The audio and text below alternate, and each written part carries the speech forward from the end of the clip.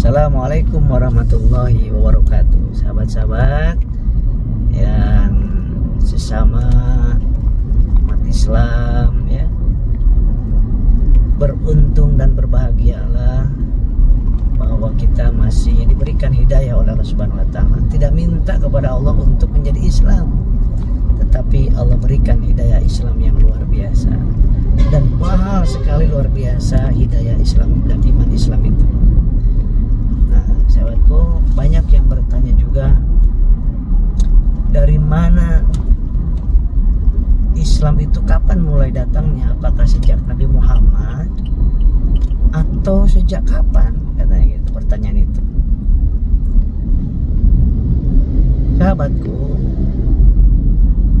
di dalam Al-Quran dinyatakan bahwa sejak Nabi Adam alaihissalam, Nabi Idris, Nabi Nuh, Hud, Soleh, Ibrahim, Lut, Ismail, Ishak, Yakub, Yusuf, Ayub, terus sampai Nabi Ibrahim, Nabi Musa, Yasa, Zulkifli, Nabi Daud, Nabi Sulaiman, Nabi Musa, sampai Nabi Isa, dan terakhir Nabi Muhammad SAW, itu semuanya membawa ajaran yang sama.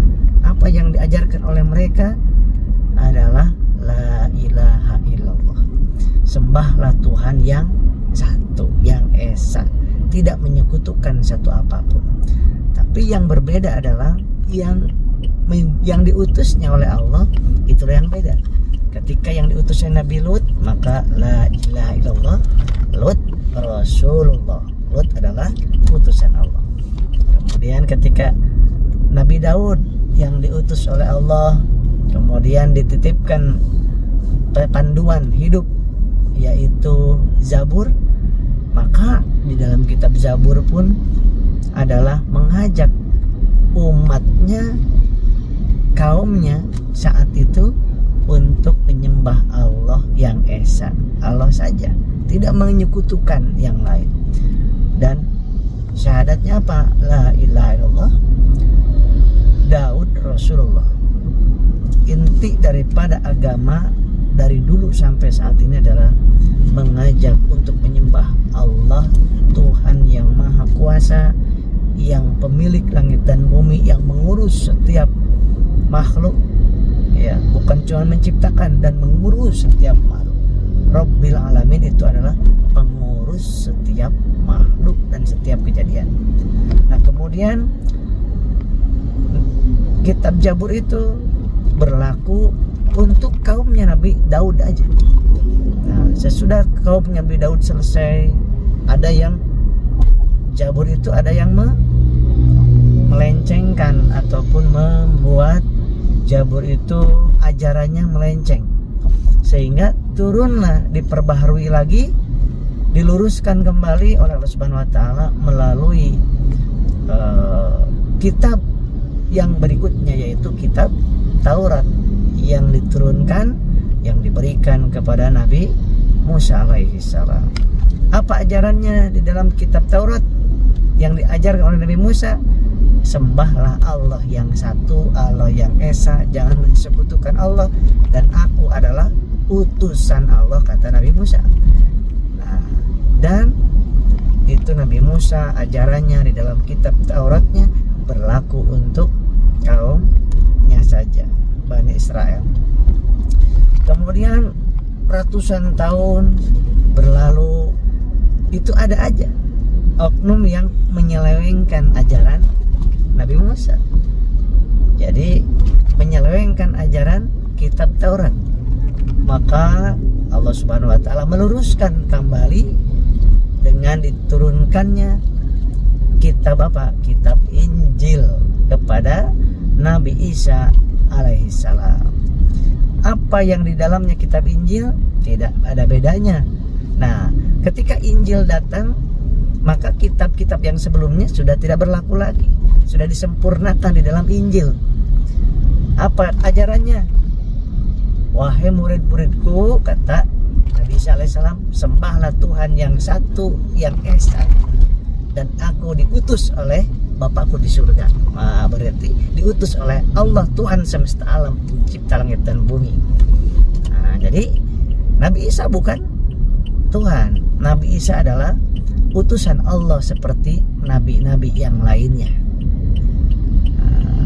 Kemudian diutus Nabi Isa hanya untuk Bani Israel dan untuk saat itu saja. Kemudian berapa ratus tahun kemudian itu ajaran kitab Injil itu, ajaran Nabi Isa, ada yang menyelewengkan, ada yang membengkokkan, ada yang membolak-balikan fakta, ada yang menulis dengan tangannya sendiri, dirubah-rubah kitabnya. Maka turunlah kitab yang terakhir, penyempurna kitab-kitab yang sebelumnya. Apa itu? Kitab Al-Quranul Karim, yang diturunkan sedikit demi sedikit kepada Nabi Muhammad SAW melalui malaikat Jibril alaihissalam. Nah, jadi ajaran Zabur ada di Al-Quran, ajaran Taurat ada di Al-Quran, ajaran Injil ada di Al-Quran. Karena Al-Quran menyempurnakan ajaran-ajaran yang sebelumnya. Gitu. Ajarannya apa? La ilaha illallah Muhammadur Rasulullah. Sembahlah Allah yang satu, yang esa, tidak ada yang bisa disekutukan dengannya, dan Muhammad adalah Rasulullah atau utusan Allah. Berarti sampai di sini kita harusnya paham bahwa seluruh nabi yang diutus oleh pencipta langit dan bumi adalah mengajarkan la ilaha illallah, tauhid, mengesahkan Allah. Tidak ada yang lain yang wajib disembah kecuali Allah Subhanahu wa taala. Nah, kemudian sesudah Al-Qur'an sama, sudah Al-Qur'an juga ada yang menyelewengkan, ada yang memutarbalikkan fakta, ada yang mencoba-coba merubah-rubah ayat, ada. Tetapi Al-Quran Allah sampaikan, Al-Quran itu kitab yang terakhir, Nabi Muhammad khatamin nabiyyin, nabi yang terakhir. Tidak ada nabi sesudah Nabi Muhammad, tidak ada Alkitab suci sesudah Al-Quranul Karim. Bagaimana cara cara Allah Subhanahu wa taala menjaga supaya dari 1400 tahun yang lalu sampai hari kiamat Al-Quran tetap utuh, tidak ada yang bisa merubahnya. Apakah gak ada yang pernah mencoba merubahnya? Banyak dulu yang mencoba merubahnya sampai detik ini, tetapi tidak pernah bisa satu titik pun dirubah itu Al-Quran. Kenapa? Karena Allah Subhanahu wa taala yang melindunginya. Inna nahnu nazalna dzikra wa inna lahu lahafidun. Sesungguhnya kami lah yang menurunkan Al-Quran dan kami juga yang menjaganya. Bagaimana cara menjaganya? Dibuatlah puluhan, ratusan, bahkan jutaan orang di dunia ini Al-Qurannya udah ada di hafalan. Jadi Al-Quran ada di hafalan. Sekarang mohon maaf kepada rekan-rekan saudara-saudara yang bukan Islam, yang memiliki kitab selain Al-Quran, adakah yang hafal kitab sucinya selain Al-Quran? Ada tidak? Tidak ada. Tapi di Islam dengan kekuasaan Allah, bukan kiainya aja yang mampu menghafal Al-Quran 30 juz, tetapi anak kecil, anak 4 tahun udah hafal 30 juz, anak 12 tahun udah hafal 30 juz. Siapa yang membuat seperti itu? Allah menciptakan, menjaganya dengan cara menghafalnya. Karena pertama kali Al-Quran datang pun tidak ditulis, tapi dihafal langsung oleh baginda Rasulullah dan para sahabatnya. Nah, dari sini kita paham tuh siapa langit dan bumi penciptanya? Allah. Pemilik dunia ini adalah Allah, pemilik surga dan neraka adalah Allah, dan kita diciptakan di dunia ini oleh Yang Maha Pencipta, dan diuji kita di dunia ini oleh apa? Oleh kesulitan dan kemudahan. Nah, jadi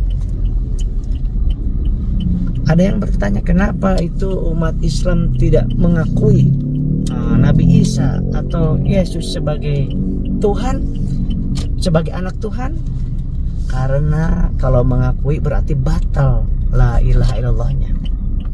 Batal la ilaha illallahnya, sahabat. Ini kemana dulu, Pak? Di sini aja.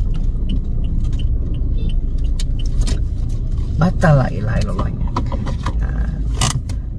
Qul huwallahu ahad, katakan wahai Muhammad, Allah itu esa, Allah itu satu.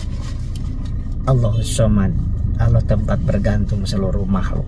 Makhluk yang beriman, makhluk yang tidak beriman, seluruhnya bergantung kepada Allah. Lam yalid, Allah tidak beranak. Walam yulad, Allah tidak diperanakan. Walam yakul lahu kufuwan ahad, tidak ada satupun yang menyerupainya. Nah, itu sama dengan ajaran di Injil, di Taurat, di Zabur, bahwa Allah Tuhan yang esa itu betul-betul tidak ada yang menyerupainya. Nah, kalau seperti itu, orang Islam mengakui bahwa Nabi Isa adalah utusan Allah, bukan sebagai Tuhan, bukan sebagai anak Tuhan. Kalau mengatakan anak Tuhan, berarti kita sebagai orang Islam batal syahadatnya.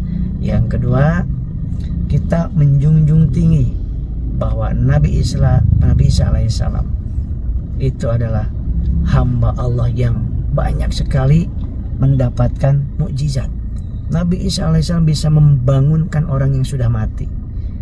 Nabi Isa alaihissalam mukjizatnya adalah bisa menyembuhkan orang yang buta. Nabi Isa alaihissalam bisa apa? Bisa berjalan di atas air. Banyak mukjizat Nabi Isa alaihissalam.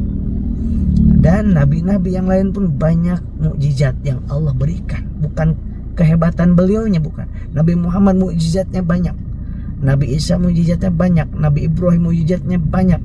Tapi bukan kehebatan beliau, tapi Allah memberikan kehebatan mukjizat kepada nabi dan rasul tersebut. Seperti itu. Nah, sekarang pertanyaan kita adalah logikanya, apakah sama kita sebagai makhluk dengan yang menciptakannya? Apakah sama manusia dengan Allah Maha Pencipta? Tidaklah sama. Ya. Kemudian kan hebat Nabi Isa itu, tanpa ayah tapi bisa hamil Siti Maryam. Berarti itu bukan sembarangan, itu hebat itu. Iya, hebat dengan keajaiban dan kedahsyatan kekuasaan Allah. Innallaha ala kulli syai'in qadir. Sungguhnya Allah Maha kuasa atas segala sesuatu. Tapi ada yang lebih hebat. Siapa yang lebih hebat? Nabi Adam alaihissalam. Nabi Adam itu tanpa ayah, tanpa ibu, jadi manusia. Kenapa? Allah mau, dan tidak usah dituhankan, tidak usah disembah.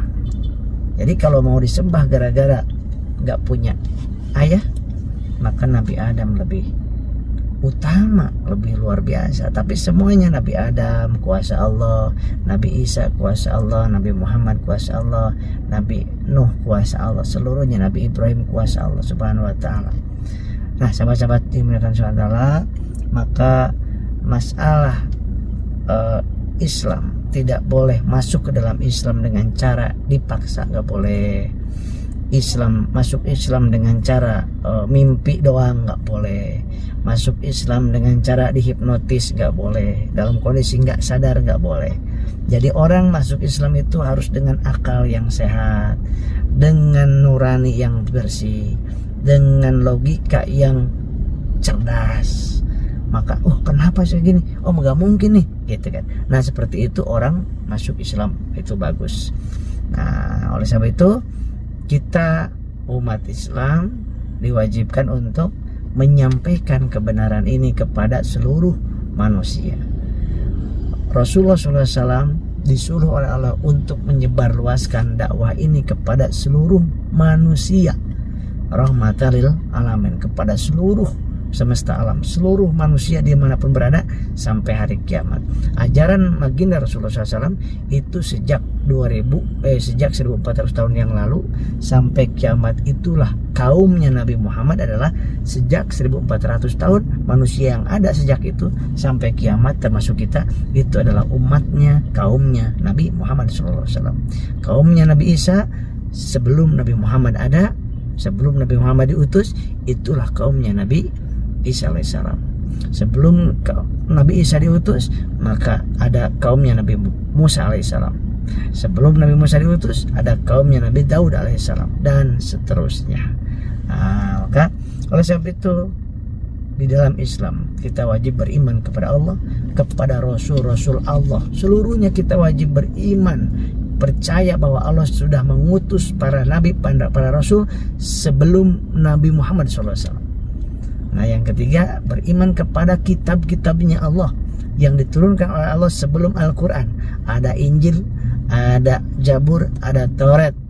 Itu adalah wajib kita percaya dan yakin dan beriman bahwa Allah pernah menurunkan kitab-kitab sebelum Al-Quran. Tapi bukan untuk diikuti apa isinya, tetapi untuk mengimani sudah diturunkan sejak waktu itu. Yang keempat, kita wajib beriman kepada hari akhir, bahwa kita hidup untuk kehidupan yang panjang, Bapak Ibu.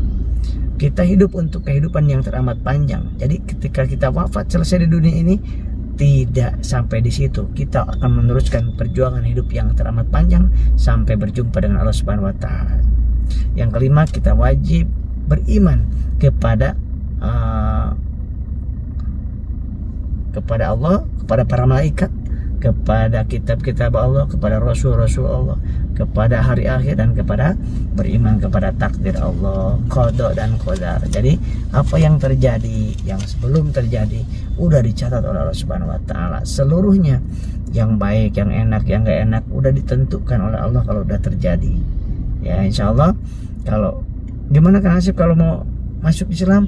Gampang masuk Islam itu. Yang penting sudah yakin dari diri sendiri mau masuk dalam Islam. Syaratnya niat, yang kedua syahadat, kemudian dengan akal yang sehat, tidak terpaksa, kemudian yang ketiga siap menjalankan sedikit demi sedikit perintah Allah dan menjauhi dari larangannya, ya semampu kita. Dan luar biasanya orang yang masuk Islam, ya berapapun umurnya, berapapun dosa yang sudah dilakukannya sebelum masuk Islam, sebelum mu'alaf, maka Allah akan bersihkan. Allah akan bersihkan sebersih-bersihnya bagaikan bayi baru lahir. Masya Allah, luar biasa. Ketika mu'alafnya usia 45 tahun, maka dosa-dosa sebelum 45 tahun diampuni, dibersihkan seperti bayi baru lahir. Itulah baiknya Allah. Innallaha ghafurur rahim. Gak usah pakai tumbal, gak usah pakai penebusan dosa, cukup taubatan nasuha di hadapan Allah. Allah akan mengampuni sebersih-bersihnya. Sebaliknya kita yang umat Islam, yang udah lari lahir Islam, dosa kita udah dicatat dosanya sekian, kebaikan sekian, tetapi dosanya kita semua bisa diampuni oleh Allah kapan saja saat kita taubatan nasuha, sebanyak apapun dosa kita. Luar biasa. Nah, kemudian sesudah itu bersyahadat, 2 kalimat syahadat, bersaksi. Bahwa bersaksi itu artinya adalah meyakini, mengimani sesadar-sadarnya bahwa la ilaha illallah, tidak ada Tuhan yang layak disembah kecuali Allah. Wa asyhadu anna Muhammadan Rasulullah, dan aku bersaksi penuh dengan keyakinan, aku yakin, aku beriman bahwa Nabi Muhammad adalah Rasulullah. Sudah itu baru udah mulai itu sholat, kemudian baca Al-Quran, berbuat baik, mengabdi kepada Allah, dan menyayangi sesama, ya, berbuat baik kepada sesama. Hablum minallah dan hablum minanas, terus kita perbaiki, terus kita tingkatkan sedikit demi sedikit. Nah, sahabatku, itu gimana dengan sunat? Nah, dengan sunat itu, ketika kita sholat, sunat itu dilakukan yang pertama kali oleh Nabi Ibrahim alaihissalam. Jadi kita mengikuti milahnya atau ajaran Nabi Ibrahim yang diikuti oleh nabi-nabi sesudah Nabi Ibrahim, kemudian Nabi Muhammad, dan termasuk kita. Ya, disunat supaya apa? Ketika sholat takut ada pipis yang tersimpan di situ, maka kulupnya disunat. Ya, di kitab sebelumnya pun ada menyuruh untuk disunat, ya, disunat, dibuang kulupnya. Nah, itu ya. Jadi sahabatku, mudah-mudahan apapun keyakinan kita, tetap kita menyembah Tuhan yang satu, yang esa itu, dan jangan saling menghujat. Ya, Rasulullah tidak mengajarkan untuk menghujat agama lain, Tuhan orang lain, karena orang lain akan menghujat kita. Tetapi kalau ada yang menghujat Islam, menghujat Allah, menghujat Rasulullah, ya kita nggak mungkin kita diam, pasti kita membelanya, gitu kan. Rasulullah nggak perlu dibela, Allah nggak perlu dibela, tapi kita dengan membelanya kita akan mendapatkan nilai plus di hadapan Allah Subhanahu wa Ta'ala. Orang tua kita ada yang menghina aja, kita membelanya, walaupun orang tua kita nggak usah membela kamu, udah, gitu kan. Kemudian ada istri kita ada yang menghina, suami kita yang menghina, apakah kita diam? Pasti kita bela, walaupun dia nggak mau dibela, gitu ya. Demikian sahabatku, mudah-mudahan diberkahi hidup kita dari dunia sampai akhirat. Assalamualaikum warahmatullahi wabarakatuh.